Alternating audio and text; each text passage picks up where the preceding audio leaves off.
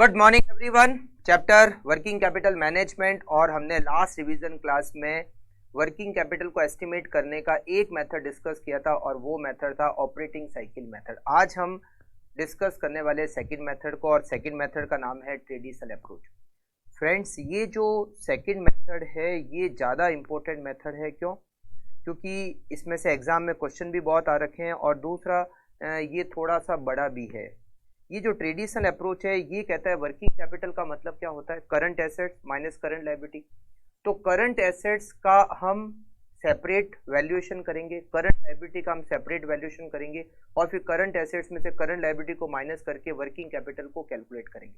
अच्छा, current assets में क्या क्या आता है? करंट एसेट्स में रॉ मटेरियल का स्टॉक आता है, WIP का स्टॉक आता है, फिनिश गुड्स का स्टॉक आता है, डेटर्स आते हैं, प्रीपेड एक्सपेंसेस आते हैं, कैश बैलेंस आता है। जनरली हमारा जो टॉपिक है, वैसे तो आप बैलेंस शीट देखोगे तो बहुत सारी करंट एसेट्स तो बहुत सारी करंट लायबिलिटी आती है, बट हमारे इस टॉपिक के अंदर कौन कौन सी करंट एसेट्स, ये तीन टाइप के स्टॉक, डेटर्स, उसके तीन टाइप के स्टॉक, डेटर्स, प्रीपेड एक्सपेंसेस और कैश और बैंक बैलेंस। करंट लायबिलिटी में ज़्यादातर जो आता है वो आता है क्रेडिटर्स और आउटस्टैंडिंग एक्सपेंसेस। तो हम क्या करेंगे, एक एक करंट एसेट्स में जो भी है उनका वैल्यूएशन करेंगे और टोटल करंट एसेट्स को कैलकुलेट करेंगे, फिर एक एक करंट लायबिलिटी का वैल्यूएशन करेंगे और उसकी टोटल करेंगे, फिर current assets minus current liability करके वर्किंग कैपिटल निकालेंगे। अगर क्वेश्चन में कहता है सेफ्टी मार्जिन हमें रखना है तो जो वर्किंग कैपिटल आप निकालोगे उसमें सेफ्टी मार्जिन ऐड करके हमें टोटल वर्किंग कैपिटल की रिक्वायरमेंट को कैलकुलेट करना है। ठीक है, अब इसमें आपको क्या ध्यान देना है, कैसे कैलकुलेशन करनी है, कौन कौन से करंट एसेट्स का वैल्यूएशन के लिए क्या क्या आपको ध्यान रखना है, ये सब कुछ मैं आपको डायरेक्टली क्वेश्चन में आपको बताऊंगा कि किस तरह से आपको वैल्यूएशन करना इजी है। देखो फ्रेंड्स, इसमें जो क्वेश्चंस आते हैं वो तीन टाइप के क्वेश्चंस आते हैं। फर्स्ट टाइप के क्वेश्चन, सेकंड टाइप के क्वेश्चन, थर्ड टाइप के क्वेश्चन। मैं आपको तीनों टाइप के क्वेश्चन प्रैक्टिस करके बताऊंगा कि कैसे उसको सॉल्व करना है। फर्स्ट टाइप के जो क्वेश्चन है वो हम 3 क्वेश्चन सॉल्व करेंगे क्योंकि वो सबसे ज़्यादा इंपॉर्टेंट है। सेकंड टाइप के क्वेश्चन है वो हम 2 सॉल्व करेंगे और जो थर्ड टाइप के क्वेश्चन है वो भी हम 2 सॉल्व करेंगे। मतलब ट्रेडिशनल अप्रोच के हम टोटल 7 क्वेश्चन सॉल्व करने वाले हैं, जिससे कि आपको समझ में आ जाए कि ट्रेडिशनल अप्रोच से कैसे वर्किंग कैपिटल को हम कैलकुलेट करते हैं। ठीक है, चलिए स्टार्ट करते हैं। सबसे पहले हम करते हैं इसके फर्स्ट टाइप के क्वेश्चन। हमें करना क्या है, जो भी करंट एसेट्स में आता है, raw material stock, WIP stock, finish goods का स्टॉक, डेटर्स है ना, डेटर्स का आता है, प्रीपेड एक्सपेंस आते हैं, कैश, सबका अलग अलग अमाउंट कैलकुलेट करना है और उसकी टोटल करके total current assets, current liability में क्रेडिटर्स, आउटस्टैंडिंग एक्सपेंसेस, सबका अलग अलग अमाउंट कैलकुलेट करके total current liability, current assets minus current liability, working capital eight safety margin, result is net, जो आपकी वर्किंग कैपिटल की रिक्वायरमेंट है। ठीक है, जनरली हम जब वर्किंग कैपिटल को कैलकुलेट करते हैं तब हम डेप्रीशिएशन को किसी भी आइटम के वैल्यूएशन में, मतलब जैसे हम फिनिश गुड्स का वैल्यूएशन करेंगे, WIP का वैल्यूएशन करेंगे, डेटर का वैल्यूएशन करेंगे, तो किसी में भी हमें डेप्रीशिएशन को इंक्लूड नहीं करना है क्योंकि डेप्रीशिएशन कैश एक्सपेंडिचर नहीं होता। तो जब डेप्रीशिएशन कैश एक्सपेंडिचर नहीं होता तो डेप्रीशिएशन के लिए किसी भी तरह का इन्वेस्टमेंट हमें करने की जरूरत नहीं होती। फिक्स्ड एसेट्स में इन्वेस्टमेंट होता है वो एक अलग है, बट वर्किंग कैपिटल में कोई भी तरह का इन्वेस्टमेंट डेप्रीशिएशन के लिए नहीं होता, इसीलिए हम डेप्रीशिएशन को किसी भी वैल्यूएशन में इंक्लूड नहीं करेंगे।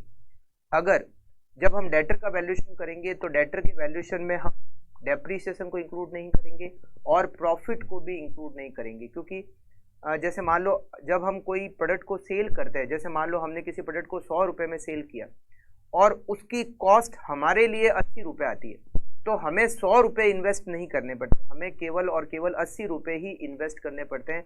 ये जो 20 रुपये हमारा प्रॉफिट है इसको हम इन्वेस्ट नहीं करते, मतलब इसके लिए हमें कुछ रिक्वायरमेंट ऑफ कैपिटल नहीं होती, हमें रिक्वायरमेंट ऑफ कैपिटल होती है 80 रुपीज़ के लिए। अच्छा, उस 80 रुपीज़ में भी अगर कुछ डेप्रीशिएशन है, जैसे मान लो उस 80 रुपीज़ में 5 रुपये का डेप्रीशिएशन है, तो हमारा इन्वेस्टमेंट केवल और केवल 75 रुपीज़ का होगा।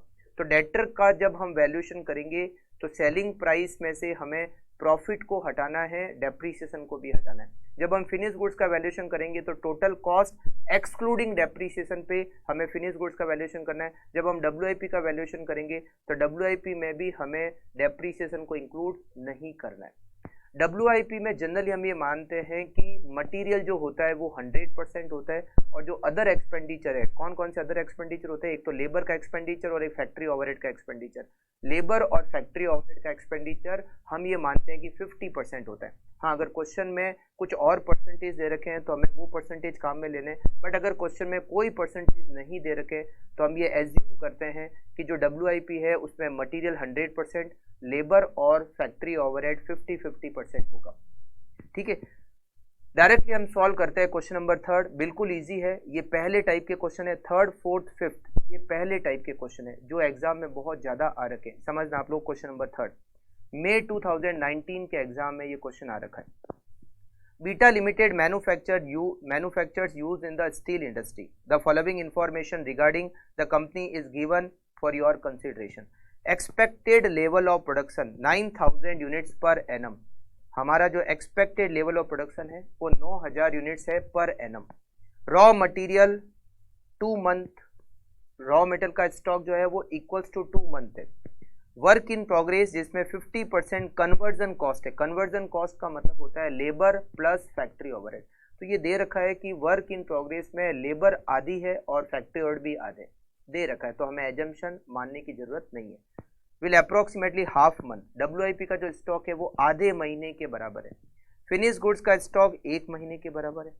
सप्लायर से हमें 1 मंथ की क्रेडिट मिलती है, सप्लायर हमारा करंट लायबिलिटी हो गया। डेटर को हम 2 मंथ की क्रेडिट देते हैं। मिनिमम कैश बैलेंस 67,500 मेंटेन करना है। Cash sales 75% less than the credit sales. हमारी जो कैश सेल्स है वो क्रेडिट सेल्स से 75% कम है। Safety margin 20%। ये सबसे लास्ट में जब आप वर्किंग कैपिटल निकाल लोगे करंट एसेट्स में से करंट लायबिलिटी माइनस करके, तो जो वर्किंग कैपिटल आप निकालोगे उसी का 20% उसमें ऐड करके फिर नेट जो आपको अमाउंट मिलेगा वो आपका वर्किंग कैपिटल का रिक्वायरमेंट का अमाउंट हो जाएगा। Production pattern is assume to be even during the year. Per unit cost की डिटेल है। मटेरियल 50, लेबर 20 और ओवरहेड 40 रुपये, जिसमें 10 रुपये डेप्रीसिएशन के। तो 40 रुपये में 30 रुपीज कैश मैन्युफैक्चरिंग ओवरहेड और 10 रुपीज डेप्रीसिएशन। मतलब 40 रुपये का अगर हम बाइफर्केशन करें तो इसमें 30 रुपीज कैश मैन्युफैक्चरिंग ओवरहेड और 10 रुपये डेप्रीसिएशन। टोटल कॉस्ट 110, प्रॉफिट 20 और सेलिंग प्राइस 130। आपको वर्किंग कैपिटल की रिक्वायरमेंट को कैलकुलेट करना है। तो देखो हम यहाँ पर वर्किंग कैपिटल की रिक्वायरमेंट को ट्रेडिशनल अप्रोच में जो कैलकुलेट करते हैं उसका मेथड का नाम है कैश कॉस्ट बेसिस। क्या कहते हैं? Cash cost basis. चलिए कैसे कैलकुलेट करते हैं लिखे आप लोग। पहले तो एक वर्किंग नोट बना लेते हैं। WIP वर्क इन प्रोग्रेस की 1 यूनिट की वैल्यू कितनी। मैंने आपको बताया कि वर्क इन प्रोग्रेस में मटेरियल 100% होता है और यहाँ लिखा हुआ है क्वेश्चन में कि लेबर और ओवरहेड है वो 50% है। तो 1 यूनिट का वैल्यूएशन करते हैं। सबसे पहले मटेरियल 100% मतलब 50 रुपीज का मटेरियल है, राइट। तो 50 रुपीज का तो हो गया पूरा 100% मटेरियल। लेबर का आधा कर दो, 20 का आधा किया 10 रुपीज, और ओवरहेड 40 रुपए है जिसमें 10 रुपए डेप्रीसिएशन को आप पहले ही हटा दो। 40 में से 10 रुपए डेप्रीसिएशन हटाए, पीछे कितने बचे 30 का आधा करो 50। तो WIP per unit 75 rupees. WIP की 1 यूनिट का वैल्यूएशन 75। फिनिश गुड्स की 1 यूनिट का वैल्यूएशन, फिनिश गुड्स की यूनिट का वैल्यूएशन होता है टोटल कॉस्ट। टोटल कॉस्ट कितनी 110, जिसमें मटेरियल पूरा, लेबर पूरी और फैक्ट्री ओवरहेड पूरे। मगर उस ओवरहेड में मतलब टोटल कॉस्ट में 10 रुपये डेप्रीसिएशन की इंक्लूडेड है। तो 110 में से 10 रुपये डेप्रीसिएशन के हटा दो, मतलब 100 रुपये फिनिश गुड्स की वैल्यू पर यूनिट। उसके बाद में ये हम कैलकुलेट कर रहे हैं वैल्यू पर यूनिट। WIP की 1 यूनिट की वैल्यू, फिनिश गुड्स की 1 यूनिट की वैल्यू और डेटर्स पर यूनिट, डेटर की 1 यूनिट की वैल्यू। मतलब हमें कितना पैसा चाहिए, वर्किंग कैपिटल का कितना पैसा हमें इनके लिए चाहिए। 130 सेलिंग प्राइस है, 130 सेलिंग प्राइस है जिसमें 20 रुपीज प्रॉफिट है और 10 रुपये डेप्रीसिएशन है। मतलब डेटर की 1 यूनिट में हमारा इन्वेस्टमेंट 100 रुपये। डेटर की 1 यूनिट में मतलब जब हम उधार बेचते हैं तो हमारा 1 यूनिट में इन्वेस्टमेंट होता है 100 रुपये। अब हम कैलकुलेट करते हैं वर्किंग कैपिटल की रिक्वायरमेंट को। Statement showing requirement of working capital. Working capital की रिक्वायरमेंट को हम एस्टिमेट करते हैं।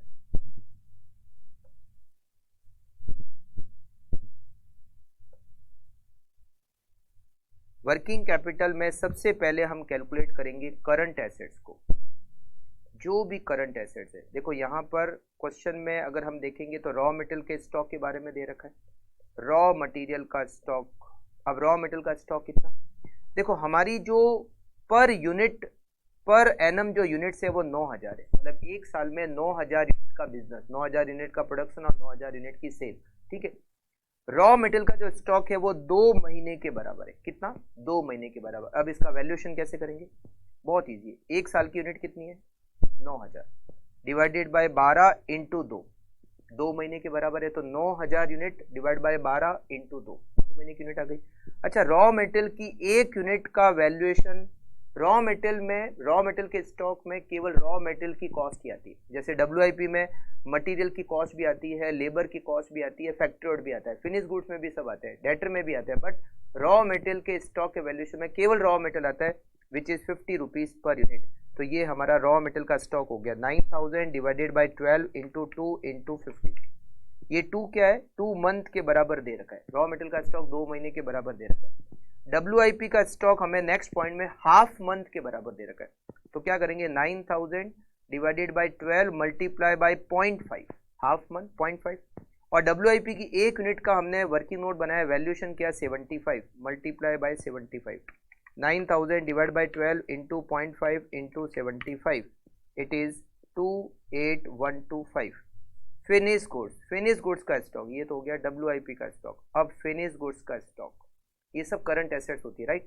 फिनिश गुड्स का स्टॉक हमें दे रखा है, देखो ये पॉइंट हो गया B पॉइंट, ये C पॉइंट भी हो गया D पॉइंट। फिनिश गुड्स का स्टॉक 1 महीने के बराबर है, तो कैसे करेंगे, 9000 divided by 12 multiply by 1 multiply by, finish goods की एक यूनिट का वैल्यू दे रखा है 100 रुपए, multiply by 100, 9000 divided by 12 multiply by 1 multiply by 100, it is 75,000। फिर डेटर्स का यहाँ टाइम पीरियड दे रखा है, point number F is equal to 2 month, debtors 2 महीने के बराबर दे रखे। तो कैसे करेंगे, 9000 divided by 12 multiply by 2 multiply by, debtor की एक यूनिट का वैल्यूएशन दे रखा है 100 रुपए, मल्टीप्लाई बाई 100 मल्टीप्लाई बाई, एक और यहाँ एडजस्टमेंट है क्या, देखो डेटर किस पे होते हैं, क्रेडिट सेल्स पे होते हैं। तो हमारी जो पूरी सेल्स है, अगर कुछ नहीं लिखा हुआ है तो हम ये मानते हैं कि पूरी सेल्स क्रेडिट है, बट यहाँ एक दे रखा है लाइन, H पॉइंट दे रखा है, ये दे रखा है कि जो हमारी कैश सेल्स है वो क्रेडिट सेल्स से 75% कम है। मान लो मेरी क्रेडिट सेल्स X है, अगर मैं क्रेडिट सेल्स को 1 रुपए मान लो मेरी क्रेडिट सेल्स 1 रुपए, तो मेरी जो कैश सेल्स है वो इससे 75% कम है, वो इससे क्या है, 75% कम है। तो 1 रुपए से अगर मैं 75% कम करूं तो ये हो जाता है 0.25। अगर मेरी क्रेडिट सेल्स 1 रुपए है तो मेरी कैश सेल्स क्रेडिट सेल्स से 75% कम है, तो 1 माइनस 75% किया तो 0.2, तो मेरी टोटल सेल्स कितनी हो गई, 1 रुपये 25 पैसे। तो 1 रुपये 25 पैसे में 1 रुपये मेरी क्रेडिट सेल्स है, तो क्रेडिट सेल्स कितने परसेंट हो गई, 1 रुपये की सेल्स आउट ऑफ 1.25। अगर मेरी टोटल सेल्स 1 रुपये 25 पैसे है तो उसमें क्रेडिट सेल्स 1 रुपये, परसेंटेज में देखा जाए तो 80%, मतलब मेरी जो क्रेडिट सेल्स है वो टोटल सेल्स का 80% है। तो जब मैं डेटर का वैल्यूएशन करूंगा तो मुझे यहाँ पर आगे मल्टीप्लाई बाय 80% करना पड़ेगा। अगर मेरी क्रेडिट सेल्स के बारे में कुछ दे रखा है तो क्रेडिट सेल्स जितना परसेंट है वो मुझे यहाँ मल्टीप्लाई करना पड़ेगा, क्योंकि डेटर का वैल्यूएशन केवल और केवल क्रेडिट सेल्स पे होता है। मान लो पूरी सेल्स कैश सेल्स है तो डेटर होगी ही नहीं, है ना, इसलिए। तो 9000 divided by 12 multiply by 2 multiply by 100 multiply by 80%, it is 1,20,000। कोई कैलकुलेशन ऊपर नीचे गलत हो जाए तो आप उसको ठीक कर लेना, ठीक है। अच्छा, डेटर के बाद में यहाँ पर कोई भी प्रीपेड एक्सपेंसेस है ही नहीं, नो प्रीपेड एक्सपेंसेस। अच्छा, आपको कैश बैलेंस दिया हुआ है पॉइंट नंबर G में 67,500, कैश भी करंट एसेट्स होती है विच इज 67,500, और अब इन सबको जोड़ लोगे तो आपको टोटल करंट एसेट्स मिल जाएगी। कितनी आएगी current assets, 75,000 plus 28,125 plus 75,000 plus 1,20,000 plus 67,500, it is 3,65,625। फिर हम कैलकुलेट करते हैं करंट लाइबिलिटी में सबसे पहले सप्लायर मतलब क्रेडिटर्स। क्रेडिटर्स के बारे में हमें दे रखा है पॉइंट नंबर ई में, हम सप्लायर को 1 महीने का टाइम देते हैं। तो कैसे कैलकुलेट करोगे? 9000 1 साल की यूनिट डिवाइड बाय 12 इंटू 1 1 महीने के बराबर है। और सप्लायर किसके होते हैं? रॉ मेटल के। रॉ मेटल पर यूनिट कितना है? 50। रॉ मेटल पर यूनिट 50 है। तो ये हो गया हमारा 9000 divide by 12 into 1 into 50, it is 37,500। क्या कोई एक्सपेंसेस आउटस्टैंडिंग है? देखिए पॉइंट नंबर ए में नहीं, बी में, सी में, डी, ई, एफ, जी, एच नहीं, कोई भी एक्सपेंसेस आउटस्टैंडिंग नहीं है। तो करंट लायबिलिटी में केवल और केवल हमारे पास क्रेडिटर है। तो करंट लायबिलिटी की टोटल हो गई 37,500। फिर हम लिखेंगे working capital A minus B, 356,625 minus 37,500, it is 319,125। इसमें ऐड करेंगे सेफ्टी मार्जिन। सेफ्टी मार्जिन हमें यहाँ पर दे रखा है 20% सेफ्टी मार्जिन। तो जो वर्किंग कैपिटल आपने निकाली 319,125, इसका 20% 63825 प्लस करेंगे इसमें 319,125, हमारा आंसर आ जाएगा 382,950। It is working capital. ठीक है, नेक्स्ट क्वेश्चन देखते हैं। Next question number 4, calculate working capital requirement from the following information. Raw metal per unit 160, labour per unit 60, overhead 120 जिसमें 15 रुपये डेप्रीसिएशन के। तो 120 में 105 कैश और 15 rupees depreciation. Profit 60, selling price 400। Raw metal का स्टॉक 3 वीक, WIP का stock 2 week. अब देखो WIP में दे रखा है मटेरियल 75%, अदर 70%। अदर का मतलब labour and overhead. Finish goods का stock 4 week, debtor 2.5 week, creditors 3.5 week, outstanding wages, outstanding overhead, cash balance. Company sales 25% of the output against cash, मतलब जो हमारी कैश सेल्स है वो 25% है। तो क्रेडिट सेल 75%। तो जब आप डेटर का वैल्यूएशन करोगे तो आपको क्या करना है? Multiply by 75%।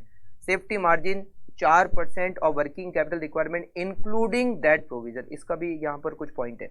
You may assume that production is carried on evenly throughout the year and labor and factory overhead accrue similarly.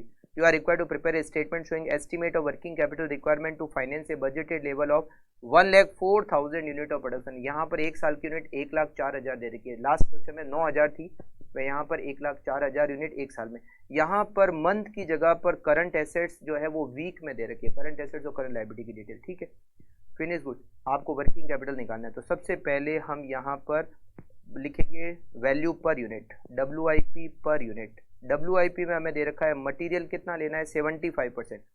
तो 160 का मटेरियल है, उसका 75% होता है 120 रुपये का, तो हो गया मटेरियल। और अदर लेने हैं 70%, तो 60 रुपीज़ लेबर, इसका 70% होता है 42। और फैक्ट्री ओवरहेड में डेप्रीसिएशन को हटा दे तो 105 का 70% होता है 73.5।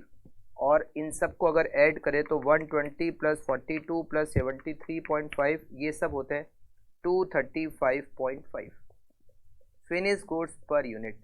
फिनिश गुड्स पर यूनिट कैसे करेंगे? फिनिश गुड्स पर यूनिट में 340 रुपये टोटल कॉस्ट है, उसमें से हमें क्या माइनस करना है? उसमें से हमें माइनस करना है 15 रुपये का डेप्रीसिएशन, तो आएगा 325। Debtor per unit. Debtor per unit में क्या करोगे? जो सेलिंग प्राइस पर यूनिट है, सेलिंग प्राइस पर यूनिट कितनी है? 400 रुपये। 400 में से हमें 60 रुपीज़ का प्रॉफिट और 15 रुपये का डेप्रीसिएशन माइनस करना है, तो ये आएगा 325 पर यूनिट। अब हमें स्टेटमेंट बनाना है वर्किंग कैपिटल को कैलकुलेट करने का। स्टेटमेंट ऑफ वर्किंग कैपिटल, सबसे पहले क्या पता करेंगे? इसमें करंट एसेट्स। करंट एसेट्स में सबसे पहले क्या लिखते हैं? रॉ मेटल का stock. Current assets, current assets में लिखेंगे रॉ मटेरियल का स्टॉक। रॉ मेटल का स्टॉक कैसे कैलकुलेट करेंगे? रॉ मेटल का स्टॉक 3 वीक के बराबर है, तो 1,04,000 divided by 52 multiply by 3 multiply bye पर यूनिट रॉ मटेरियल हमारा 160 रुपये, मल्टीप्लाई बाय 160। फिर WIP का स्टॉक। WIP का स्टॉक हमें यहाँ पर दे रखा है 2 वीक। WIP का stock 2 week, 1,04,000 multiply by 52 multiply by 2 multiply by WIP per unit 235.50। Finish goods का स्टॉक। फिनिश गुड्स का स्टॉक हमें यहाँ दे रखा है 4 वीक। तो 1,04,000 divided by 52 multiply by 4 multiply by finish goods per unit 325। फिर हमें डेटर कैसे कैलकुलेट करोगे? डेटर यहाँ पर हमें दे रखे हैं 2.5 वीक, बराबर सीरियल ऑर्डर से चल रहा है ये डेटर्स। तो कैसे करोगे? 1,04,000 divided by 52 multiply by 2.5 multiply bye पर यूनिट 325 रुपये मल्टीप्लाई बाय 75%, क्योंकि 25% कैश सेल्स है, कोई भी एक्सपेंसेस प्रीपेड नहीं है, तो फिर लिखेंगे कैश, और ये हमें मिल जाएगी total current assets, total A. Cash balance हमें यहाँ दे रखा है 2,25,000, 2,25,000 का हमारा कैश बैलेंस है। अच्छा, उसके बाद में करंट लाइबिलिटी में हमें यहाँ पर दे रखा है क्रेडिटर्स हमें दे रखे हैं 3.5 वीक। तो कैसे करेंगे?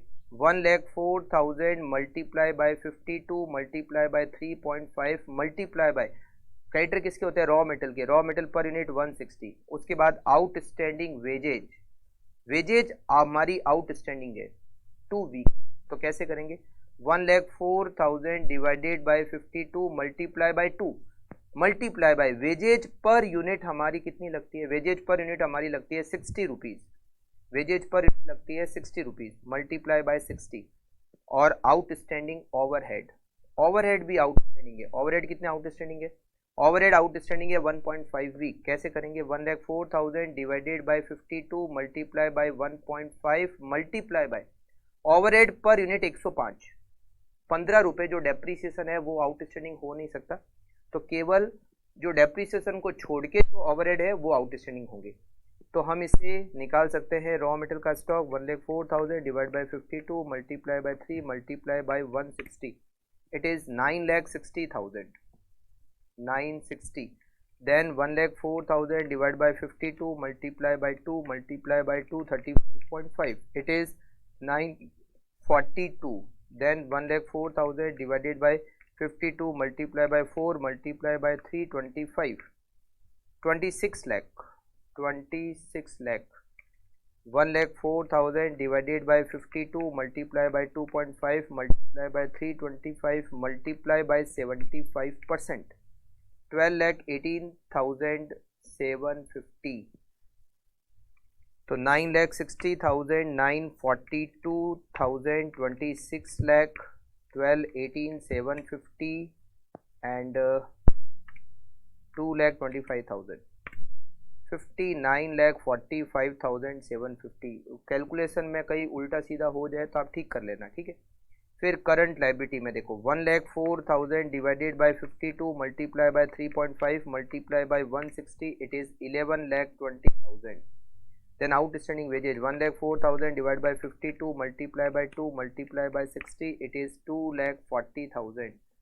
Then 1,04,000 divided by 52 multiply by 1.5 multiply by 105, 3,15,000 plus 2,40,000 plus 11,20,000, total 16,75,000.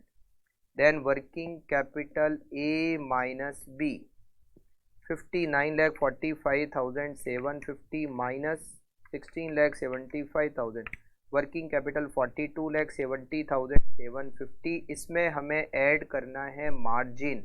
अब यहाँ पर देखो समझना, मार्जिन का अच्छा पॉइंट है, मार्जिन दे रखा है 4%। तो जनरली हम क्या करते हैं, जो हमने ए माइनस बी किया उसी का 4% करके उसमें जोड़ के फिर वर्किंग कैपिटल निकाल लेते हैं, बट यहाँ ऐसा नहीं है।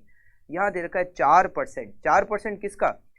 प्रोविजन को ऐड करने के बाद जो अमाउंट आएगा उसका 4%, मतलब 4%।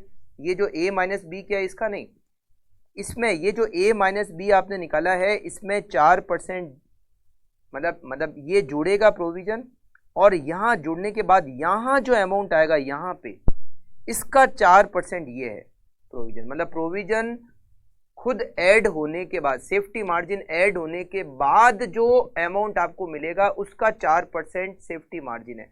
तो इसका मतलब पता है क्या हुआ? इसका मतलब ये हो गया कि जैसे मान लो ये जो प्रोविजन, ये मार्जिन ऐड होने के बाद में सपोज यहाँ 100 रुपये आते हैं सपोज, तो इस 100 का 4% ये 4 है, तो ये जो अमाउंट है ये 96 के बराबर हो गया। मतलब ये जो 42,70,750 ये 96 के बराबर है।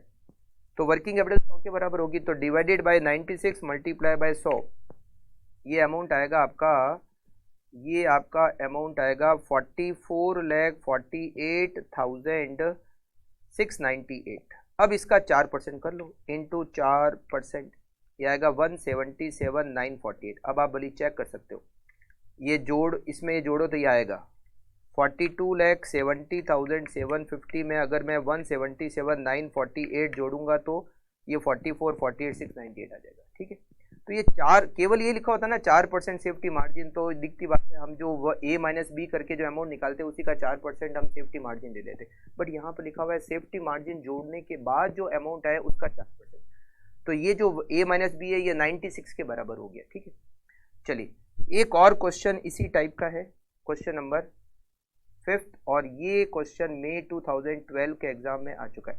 STN Limited is a ready-made garment manufacturing company. Its production cycle indicate that material are introduced in the beginning of the production phase. Wages and overhead accrue evenly throughout the period of cycle. ठीक है, ये तो कोई line काम की नहीं है। ठीक है, production of shirts 54,000 per annum, ये यूनिट्स हो गई एक साल की। सेलिंग प्राइस 200 रुपये। Product duration of production cycle मतलब WIP 1 month, raw material 2 month और finish goods 1 month. Debtor 1.5 month, creditor 1 month, wages are paid in the next month, next month पे करते हैं मतलब आउटस्टैंडिंग वेजेज, वेजेज आउटस्टैंडिंग है 1 महीने की, 1 महीने की आउटस्टैंडिंग। WIP में 50% वेजेज एंड ओवरहेड दिखा हुआ है, wages 50%, overhead 50%। Ratio of cost to sales, हमारी रॉ मटेरियल देखो यहाँ पर unit raw material, per unit wages, per unit overhead नहीं दिए हुए, हम निकाल सकते हैं। कैसे निकाल सकते हैं? पर unit raw material per unit, raw material जो पर यूनिट है वो दिया हुआ है 60% किसका? सेलिंग प्राइस का। सेलिंग प्राइस है 200 रुपये, 200 का 60% 120 रुपये। वेजेज जो है वो पर यूनिट वो 10% है सेलिंग प्राइस का, सेलिंग प्राइस 200 का 10% 20 रुपीज़।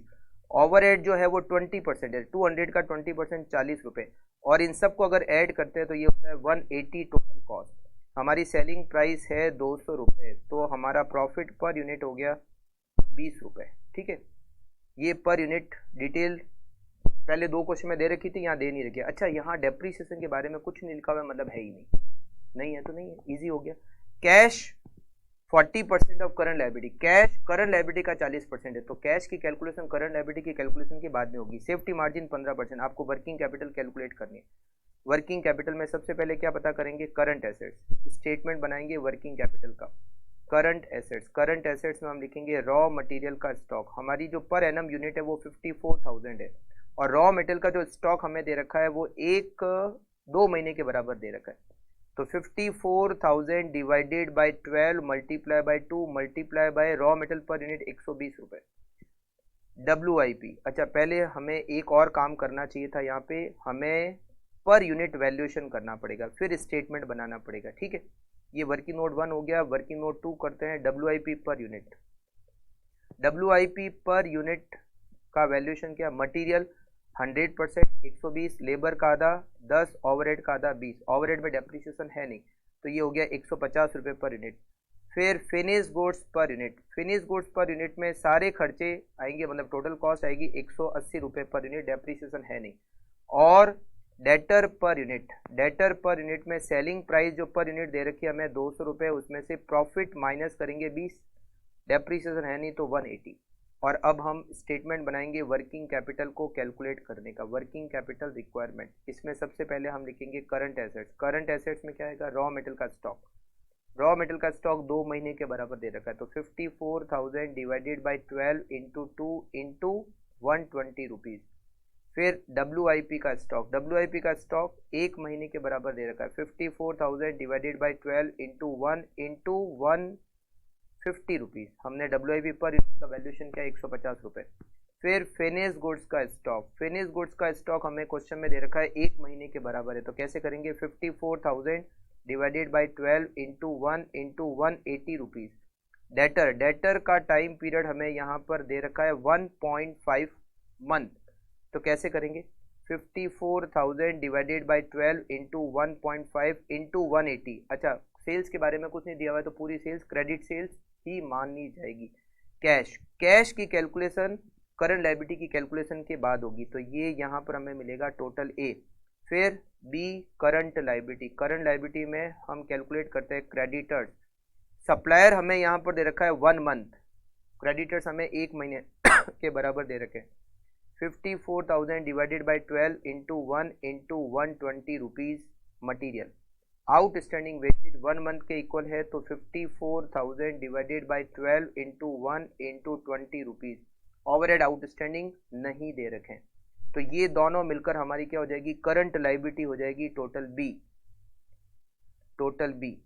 तो 54,000 डिवाइडेड बाई 12 इंटू 1 इंटू 20, ये हो गया हमारा 90,000, और 54,000 डिवाइडेड बाई 12 इंटू 1 इंटू 20, ये हो गया, ये भी 90,000 हो गया। अच्छा ये 120 है, ये 120 रुपये। 54,000 डिवाइड बाई 12 इंटू 1 इंटू 120 रुपये, 5,40,000। It is 5,40,000 plus 90,000, it is 6,30,000। इस 6,30,000 का 40% कैश है, तो 6,30,000 का 40% हमारा कैश होगा,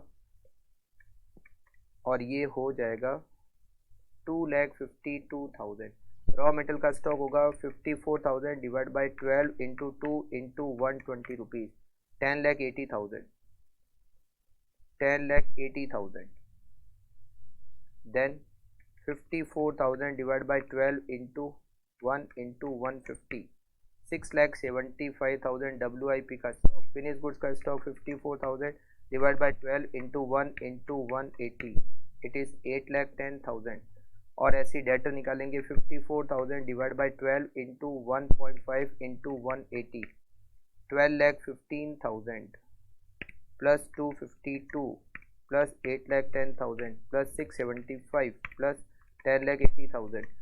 हमारी टोटल करंट एसेट्स 40,32,000। इसमें से करंट लायबिलिटी माइनस करेंगे 6,30,000। वर्किंग कैपिटल हमें मिलेगी 34,02,000, और हम उसमें वर्किंग कैपिटल मतलब सेफ्टी मार्जिन ऐड कर देंगे। सेफ्टी मार्जिन कितना है, 15%। 15% उसमें ऐड कर देना, वर्किंग कैपिटल आ जाएगी, आंसर आ जाएगा नेट। ठीक है, तो इजी क्वेश्चन ही था, डेप्रिसिएशन नहीं था इस क्वेश्चन में। ये तो ट्रेडिशनल अप्रोच में पहली टाइप के क्वेश्चन जिसमें पर यूनिट कॉस्ट की डिटेल दे रखी थी, बट अब हम करेंगे सेकंड टाइप के क्वेश्चन, उसमें पर यूनिट कॉस्ट की डिटेल नहीं, मतलब पर यूनिट जो कॉस्ट दे रखी थी वो डिटेल नहीं है। समझना ये कैसे करते हैं। Question number second, question number 6, XYZ cement limited sales, ये सेकंड टाइप के क्वेश्चन है। मतलब ट्रेडिशनल अप्रोच में टोटल 3 टाइप के क्वेश्चन है। पहली टाइप के क्वेश्चन हम रिवाइज कर चुके हैं, अब हम सेकंड टाइप के क्वेश्चन रिवाइज कर रहे हैं, जो कि क्वेश्चन नंबर 6 और क्वेश्चन नंबर 7 दे रखा है। XYZ cement limited sales its product on a GP, sales का 20% है। The following information is extracted from its annual account. Sales दे रखी है, रॉ मेटल की कॉस्ट दे रखी है। पहले तो क्या दे रखा था, पर यूनिट, अब पूरे साल भर का खर्चा एक साथ दे रखा है। रॉ मेटल का खर्चा 1 साल का, वेजेज 1 साल की, manufacturing expenses, administrative expenses, sales promotion expenses, और इसमें कितना आउटस्टैंडिंग है या कितना प्रीपेड है, ये जैसे वेजेज के आगे लिखा हुआ है 15 डेज की आउटस्टैंडिंग, मैन्युफैक्चरिंग एक्सपेंसेस के आगे लिखा हुआ है 1 month outstanding, administrative expenses 1 month outstanding, sales promotion expenses half yearly prepaid हो गया। सेल्स में 3 महीने की क्रेडिट, मतलब डेटर को 3 महीने की क्रेडिट देते हैं। Company enjoy 1 month credit from supplier से 1 मंथ की क्रेडिट, और 2 महीने का हम रॉ मटेरियल का स्टॉक रखते हैं, 1.5 मंथ फिनिश गुड्स का स्टॉक रखते हैं। WIP का स्टॉक के बारे में कुछ नहीं लिखा हुआ है, मतलब मेंटेन नहीं करते। कैश बैलेंस 1 लाख रुपए, precautionary balance assuming A 10% safety margin, find out the working capital requirement of XYZ cement limited. ठीक है, चलिए देखो एक वर्किंग नोट हम यहाँ पर बनाएंगे। सेल्स आपकी यहाँ पर सेल्स कितनी है, 40 लाख है। उसमें से अगर मैं GP माइनस करूँ, GP की रेट हमें दे रखी है 20%, GP की रेट 20%, वो हो गई 8 लाख, GP हो गया 8 लाख रुपए। तो सेल्स में से जब GP माइनस करते हैं तो कॉस्ट ऑफ गुड्स सोल्ड आता है 32 लाख।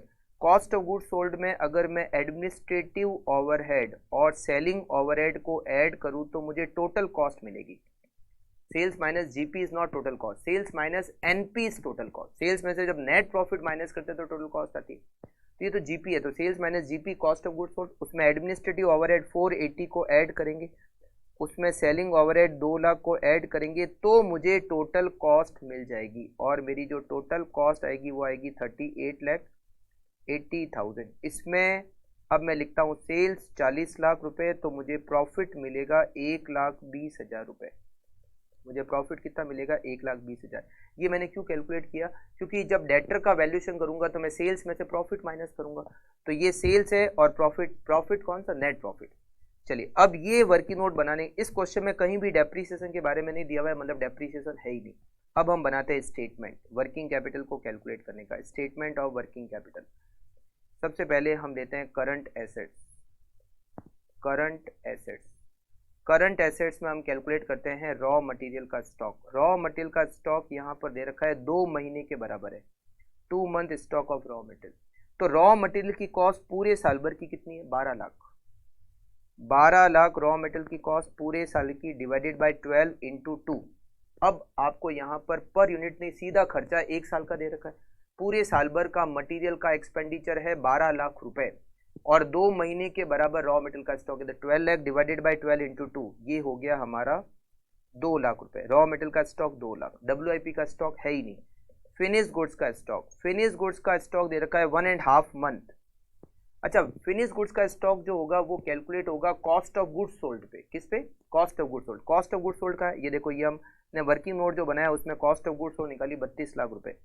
तो cost of goods sold 32 lakh divided by 12 into 1.5, ये हमारा फिनिश गुड्स का स्टॉक हो गया 4 लाख। फिर डेटर कैसे करेंगे, सेल्स हमारी कितनी है 40 लाख, उसमें प्रॉफिट कितना है 1,20,000। सेल्स माइनस प्रॉफिट, अगर डेप्रीसिएशन होता तो sales minus profit minus depreciation divided by 12 into debtor को हम 3 महीने का टाइम पीरियड देते तो multiply by 3 equals to 40 lakh minus 1,20,000 divided by 12 into 3 equals to 9,70,000। 9,70,000 prepaid selling overhead. यहाँ पर सेलिंग ओवरहेड प्रीपेड है। सेलिंग ओवरहेड हमें पूरे 1 साल के दे रखे हैं 2 लाख रुपए, ठीक है, 2 लाख रुपए और 6 मंथ के प्रीपेड है। 2 lakh divided by 12 multiply bye 6, 1 lakh रुपए प्रीपेड सेलिंग ओवरहेड। और उसके बाद में कैश बैलेंस हमें दे रखा है 1 lakh rupees, cash balance 1 lakh rupees. और इससे हमें क्या मिल जाएगी, टोटल करंट एसेट्स मिल जाएगी, टोटल ए। फिर हम कैलकुलेट करेंगे करंट लाइबिलिटी।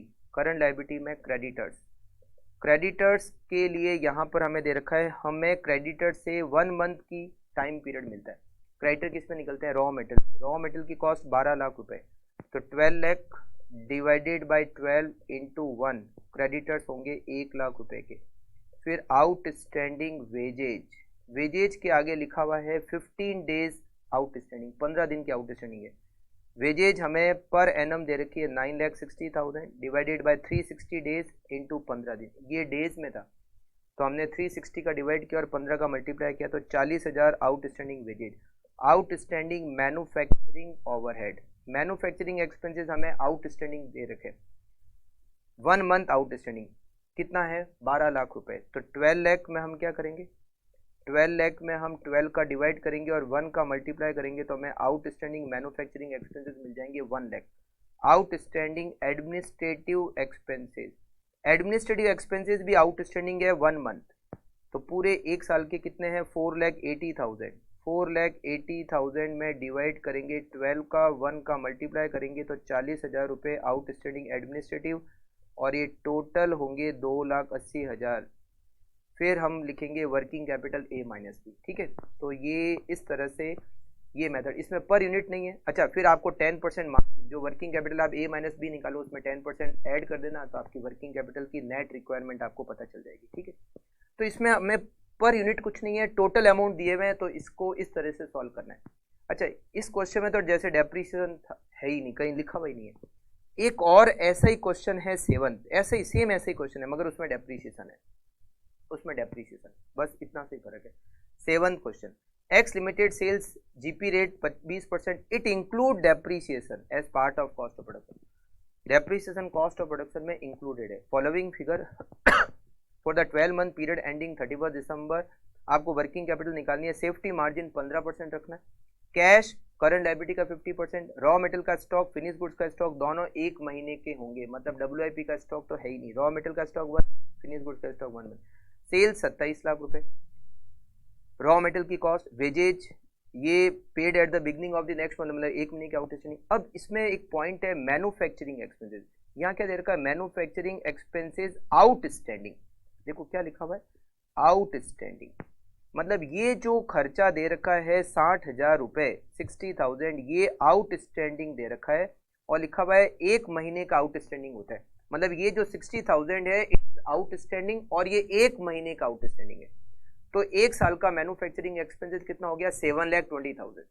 ये जो 60,000 है ना, ये साल भर का खर्चा नहीं है, बाकी सब साल के खर्चे हैं, मगर ये खर्चा हमें आउटस्टैंडिंग दे रखा है 60,000 और ये एक महीने का आउटस्टैंडिंग है। इसका मतलब है कि पूरे साल भर का manufacturing overhead 60,000 divided by 1 into 12, 7,20,000। हाँ, एडमिनिस्ट्रेटिव एक्सपेंसेस तो ये साल के ही है जिसमें एक महीने का आउटस्टैंडिंग है।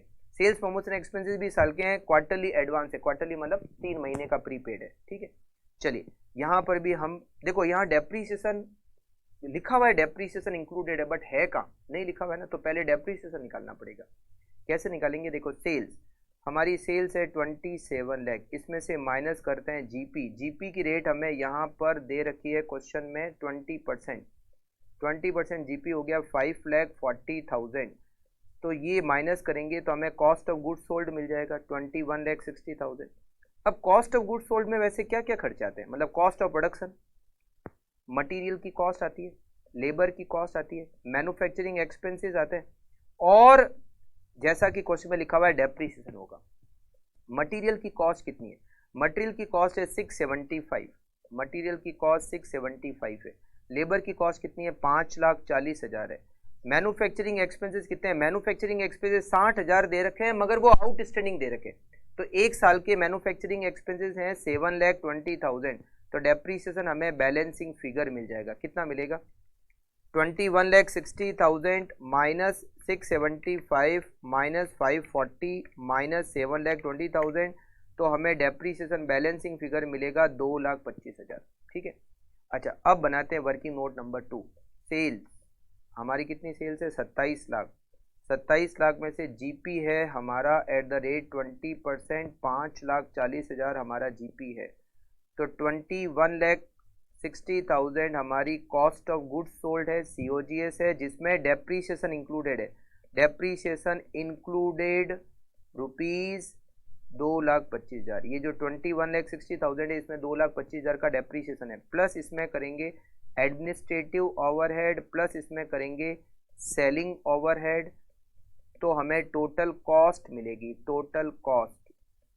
एडमिनिस्ट्रेटिव ओवरहेड कितने, एडमिनिस्ट्रेटिव ओवरहेड हमें दे रखे हैं 180 और सेलिंग ओवरहेड हमें दे रखे हैं 90,000, तो हमें टोटल कॉस्ट मिलेगी 21,60,000 प्लस 1,80,000 प्लस 90,000, ये आएगा 24,30,000। फिर लिखेंगे सेल्स, सेल्स आएगी 27 लाख रुपए, तो हमें नेट प्रॉफिट मिलेगा 2,70,000 का, ठीक है। अच्छा, अब हमें यहाँ पर वर्किंग कैपिटल को कैलकुलेट करना है, स्टेटमेंट बनाना है, statement of working capital requirement.